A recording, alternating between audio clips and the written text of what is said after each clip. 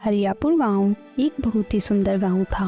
नाम की तरह पूरा गांव हरा भरा था। उस गांव में बहुत सी नदियां, बहुत से घने जंगल थे और लहराते हुए खेत थे। और उसी गांव में एक किशन नाम का धनी व्यक्ति अपनी पत्नी के साथ रहता था। कहने को तो इस गांव का मुखिया मैं हूँ, पर गांव वालों की मुझसे ज्यादा मदद तो तुम करते हो किशन। अब क्या करूं मुखिया जी, लोगों का दर्द मुझसे देखा नहीं जाता। जब लोग मदद के लिए बोलते हैं तो मैं मना नहीं कर पाता। वैसे भी इतना धन कमाया है तो इससे इन बेचारे गरीब लोगों का कुछ भला हो जाए तो मेरे लिए अच्छा ही है। दिल हो तो तुम्हारे जैसा किशन, और एक तुम हो रमेश, इतना कमाते हो फिर भी किसी को एक फूटी कोड़ी नहीं देते। अरे मुखिया जी, मेरी इतनी हैसियत कहाँ कि मैं किसी की मदद कर पाऊँ। वैसे भी मेरा दिल किशन जितना बड़ा नहीं है, और आप चिंता क्यों करते हैं, किशन है ना, वो सब ध्यान रख लेगा। मैं तो रखता हूँ सबका ध्यान रमेश, पर तुम्हारी नीयत बहुत खराब है।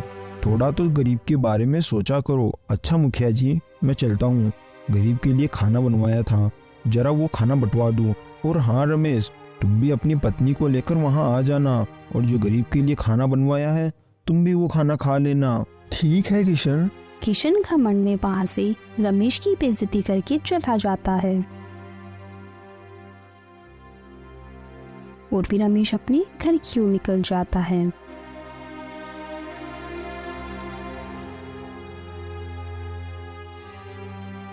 आप कब मेरे पूरे शौक करेंगे जी? आप इतना कमाते हो फिर भी किसी गरीब की मदद नहीं करते और ना ही मेरे शौक पूरे करते। मैं तुम्हारे सारे शौक पूरा करता हूँ, और कितना करूँ, और मुझसे जितना होगा मैं उतने ही लोगों की मदद कर पाऊंगा। हैसियत से ज़्यादा सोचूंगा तो मैं भी भूखा ही रह जाऊंगा। चलो, अब मुझे भूख लग रही है, तुम मेरे लिए खाना लगा दो। पता नहीं किस मनोज घड़ी में आपकी पत्नी बन गई। एक वो है किशन की पत्नी शिखा, कितनी ठाठ से रहती है। किशन गाँव में इतने लोगों की मदद करता है, इसलिए सब लोग किशन के ही गुणगान गाते हैं, और उसी के साथ उसकी पत्नी को भी इज्जत मिलती है। और एक मैं हूँ कि सब मुझे गिरी हुई नजरों से ही देखते हैं। मेरे पास किशन जितना धन नहीं है, मेरे पास जितना है मैं उतने में ही खुश हूँ।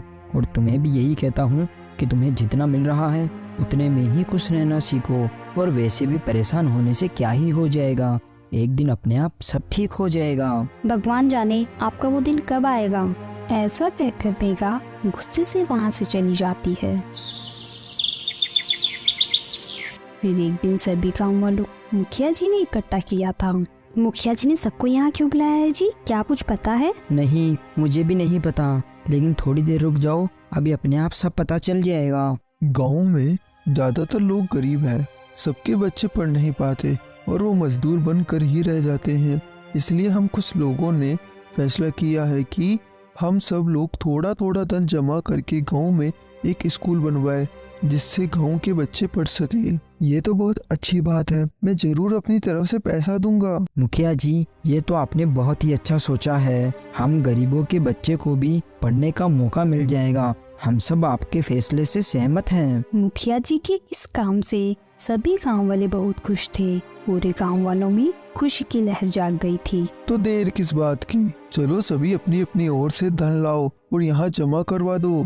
मुखिया जी, मैं एक गरीब किसान हूँ, मैंने बहुत मेहनत से काम करके 10,000 रुपए बचाए हैं, मैं इन्हें देना चाहता हूँ। बहुत खूब, आओ और जमा करवा दो। मेरे पास पैसे तो नहीं है, मेरी बीवी के कुछ गहने पड़े हैं, करीब 12,000 रुपए के होंगे, मैं वो सभी अभी मंगवा देता हूँ। ठीक है, मंगवा लो। इसी तरह सभी गांव वाले कुछ न कुछ दे रहे थे और देखते ही देखते काफी दिन जमा हो जाता है। अरे रमेश, तुम भी तो बहुत कमाते हो, क्या तुम कुछ नहीं दोगे? फिलहाल तो मेरे पास कुछ नहीं है मुखिया जी, पर मैं खुश हूँ कि बच्चों का जीवन इस स्कूल से संवर जाएगा। कमाल है रमेश, तुमसे ज्यादा गरीब लोग 10,000 रुपए दे रहे हैं और तुमने 50 रुपए तक नहीं दिए। कितनी छोटी सोच है तुम्हारी। ऐसी बात नहीं है मुखिया जी, मेरे पास सच में पैसे नहीं है। मेरे पास पैसे होते तो मैं जरूर दे देता। क्यों बेइज्जती करवा रहे हो जी, कुछ दे दीजिए ना। मैं सच बोल रहा हूँ मेघा, मेरे पास पैसे नहीं है, अगर होते तो मैं जरूर दे देता। तभी वहाँ खड़ा खड़ा किशन ये सब देख रहा था। तो वो अपने मन में सोचता है, ये सही समय है, गांव के सारे लोग भी यहीं जमा हैं, ज्यादा पैसे दे देता हूँ और उसके बाद में स्कूल का उद्घाटन भी मेरे ही हाथों होगा और फिर पूरे गांव में मेरी इज्जत भी बढ़ जाएगी, लोग इज्जत करेंगे मेरी, सब मुझसे दबकर रहेंगे। अरे मुखिया जी, आप दान की उम्मीद भी कर रहे हैं तो इस रमेश से? अरे ये तो मर जाएगा लेकिन किसी को एक फूटी कोड़ी तक नहीं देगा। ऐसी बात नहीं है किशन, मैं भी देना चाहता हूँ पर मेरे पास अभी सच में पैसे नहीं है। अरे बस रहने दो रमेश बाबू, मैंने एक किसान होकर भी 10,000 रुपए दे दिए, तुम्हारी जेब से 10 रुपए तक नहीं निकले। सबने देख ली तुम्हारी नीयत, भिखारी से भी बदतर है। एकदम सही कह रहे हो भाई, इसकी नीयत बहुत खराब है। अपन लोगों को ऐसे इंसान को तो अपने आसपास भी नहीं आने देना चाहिए। अरे भाई तुम परेशान न हो, रमेश के बदले भी मैं ही कुछ दे देता हूँ। अब ये भी हमारे भाई जैसा है। ये लो मुखिया जी 10,000 रुपये रमेश की तरफ से, इसे भी थोड़ा पुण्य मिल जाएगा। अपने दम पर तो इसने एक सिक्का तक नहीं दिया, तो इसे एक सिक्के का भी पुण्य नहीं मिलेगा।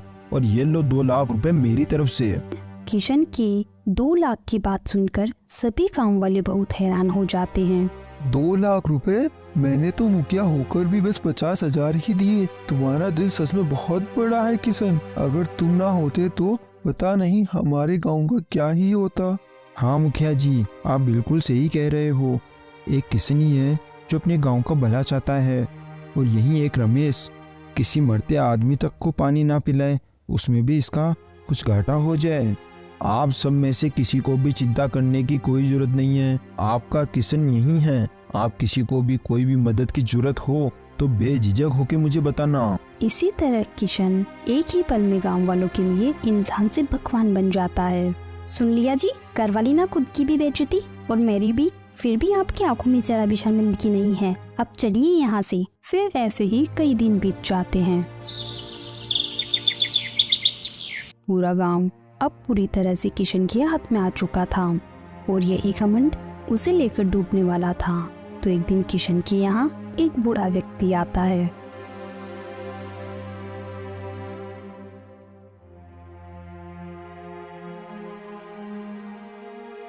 बेटा थोड़ी मदद कर दो, 2 दिन से भूखा हूँ, इतनी ठंड में ओढ़ने को भी कुछ नहीं है, थोड़े पैसे दे दो जिससे मैं खुद को इस ठंड से बचा सकूं। फिर किशन अपने मन में सोचता है, यहाँ तो कोई भी नहीं है जो मेरे दिए गए दान की वाहवाही कर सके, तो मैं क्यों फिजूल में ही अपने पैसे बर्बाद करूं? क्या सोच रहे हो बेटा, कुछ दो ना, ये बूढ़ा तुम्हें पूरी जिंदगी दुआ देगा। ए बूढ़े, तुझे देखकर मेरा क्या नाम होगा? आज के बाद तू मुझे दिखाई मत दे जाना, चला जा यहाँ से। मैं वहाँ लोगों की मदद करता हूँ जहाँ मेरा नाम होता है। जैसा दान तुम दुनिया को देते हो वैसा दान भगवान को पसंद नहीं होता। अरे ओ बूढ़े, अब तू मुझे सही गलत बताएगा क्या? चल भाग जा यहाँ से। किशन की ये बात सुनकर बूढ़े व्यक्ति को गुस्सा आ जाता है। तूने इस गरीब भूखे आदमी की बेइज्जती की है ना, मैं तुझे बद्दुआ देता हूँ कि ऊपर वाला तुझे उस हालत में ले आए कि तुझे दान की जरूरत पड़े और तेरा घमंड चूर चूर हो जाए, तू भीख मांगने पर मेरी तरह मजबूर हो जाए, तब तुझे असली दान क्या होता है ये समझ में आएगा। चल निकल जा यहाँ से, मैं तेरी फालतू की बातों में नहीं आने वाला। और सुन ले मेरी बात, मेरे पास इतना पैसा है कि मैं किसी से भी कभी भी कुछ मांगूंगा नहीं, लोग ही मुझसे मांगेंगे और ना ही कभी मुझे किसी से कुछ मांगने की जरूरत पड़ेगी। किशन की ऐसी बातें सुनकर वो बूढ़ा व्यक्ति वहां से चला जाता है।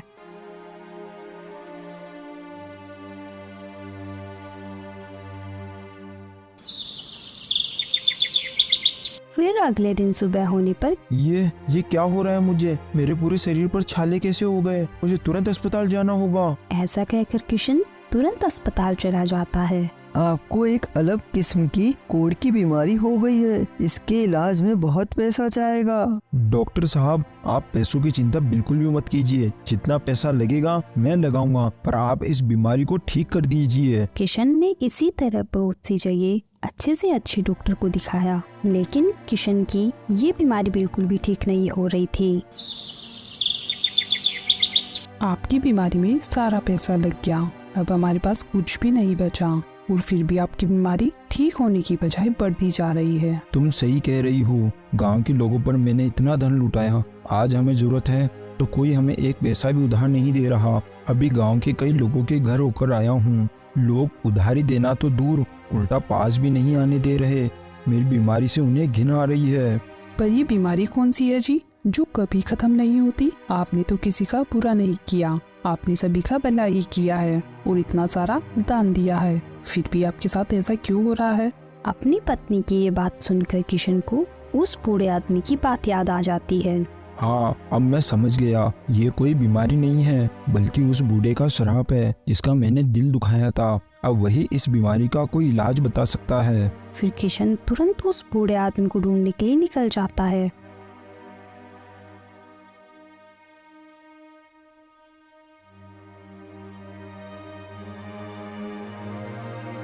पर सारे दिन ढूंढने के बाद भी किशन को वो बूढ़ा व्यक्ति कहीं नहीं मिलता, तो किशन परेशान होकर एक पेड़ के नीचे बैठ जाता है और रोने लगता है। हे भगवान, मुझे माफ कर दो, ये मुझसे क्या हो गया? मैं अपने पैसे के घमंड में चूर हो गया था, इस वजह से मुझसे उस बूढ़े व्यक्ति का अपमान हुआ। लेकिन भगवान, अब मुझे अपनी गलती का एहसास हो गया है, अब मैं कभी ऐसा नहीं करूँगा। आप बस मेरी ये बीमारी सही कर दीजिए भगवान, मुझे माफ कर दीजिए। तभी वहाँ वो बूढ़ा व्यक्ति आ जाता है। क्या हुआ बेटा, तुम आज क्यों रो रहे हो? तुम्हारे पास तो बहुत पैसा था ना, तो तुम्हें आज यहाँ जंगल में भटकने की क्या जरूरत पड़ी? मुझसे बहुत बड़ी गलती हो गई, मैंने अपने घमंड में सब कुछ बर्बाद कर लिया। मुझे अब कोई धन दौलत नहीं चाहिए, मुझे बस आप इस बीमारी से छुटकारा दिलवा दीजिए। देखो, जिस दिखावे के लिए तुमने इतना पैसा खर्च किया, उन्हीं लोगों ने तेरा एहसान मानने की बजाय तुझसे मुंह फेर लिया। इतना दान अगर भगवान के लिए किया होता तो आज ये नौबत नहीं आती। मुझसे बहुत बड़ी गलती हो गई, मैंने अपने घमंड में सब कुछ बर्बाद कर लिया। मुझे अब कोई धन दौलत नहीं चाहिए, मुझे बस आप इस बीमारी से छुटकारा दिलवा दीजिए। रास्ता है, एक ऐसा आदमी ढूंढना होगा जो जब दान करता है उसकी नीयत एकदम सच्ची हो, जो दिखावा ना करता हो।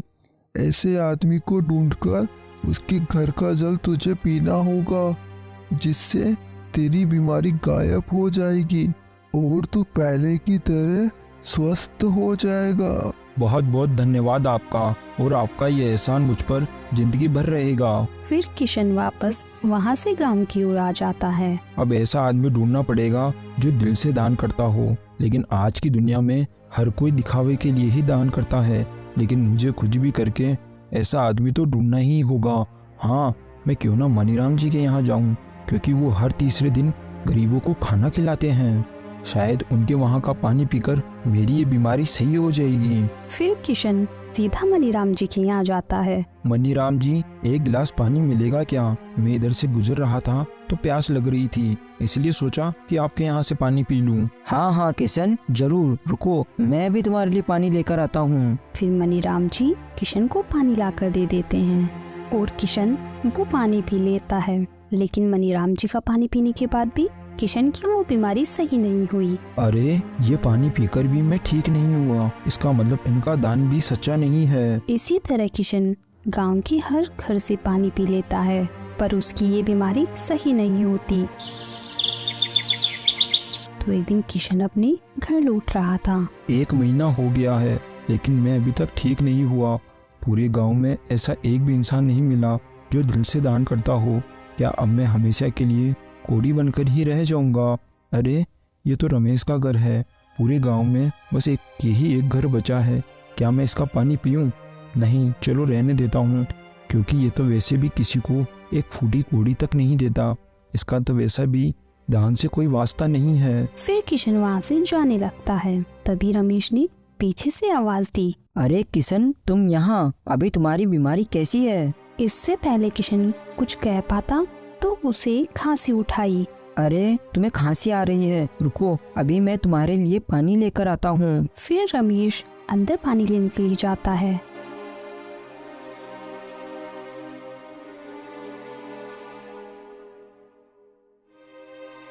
और किशन को पानी लाकर दे देता है। ये लो किशन, तुम ये पानी पी लो। फिर किशन पानी पी लेता है।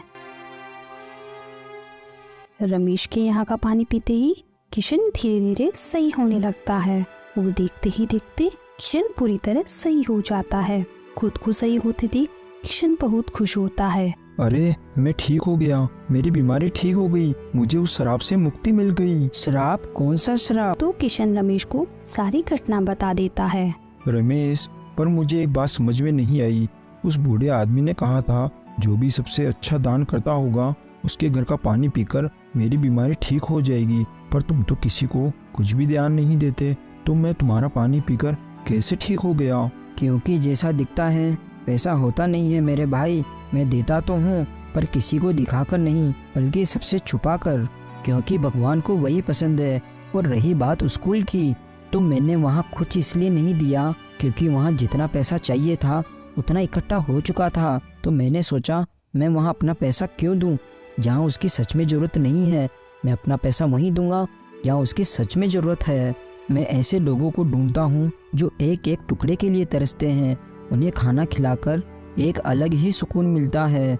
और किशन, हमेशा एक बात को ध्यान रखना, ये मायने नहीं रखता कि तुम कितना दे रहे हो और क्या दे रहे हो।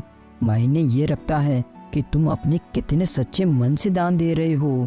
फर्क उसी बात का पड़ता है किशन। रमेश की ये बातें सुनकर किशन रमेश के सामने हाथ जोड़ लेता है। मैं तुम्हारा ये एहसान कभी नहीं भूलूंगा रमेश। आज तुम्हारी ही वजह से मुझे नया जीवन मिला है। आज मैं समझ गया हूँ सच्चा और अच्छा दान क्या होता है, और आज से मैं तुम्हारे चले हुए रास्ते पर ही चलूंगा। ऐसा कहकर किशन वहाँ से चला जाता है। और अंदर से ये सभी बातें मेघा सुन रही थी।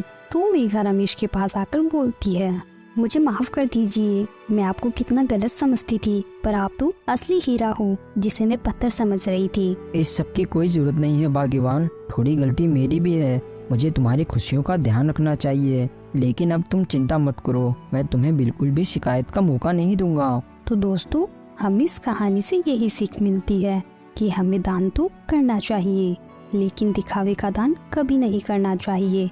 दिखावे का दान हमारे लिए हानिकारक साबित हो सकता है, और दिखावे की दान का कोई मतलब नहीं होता, और ना ही उसका कोई पुण्य मिलता है। Thanks for watching.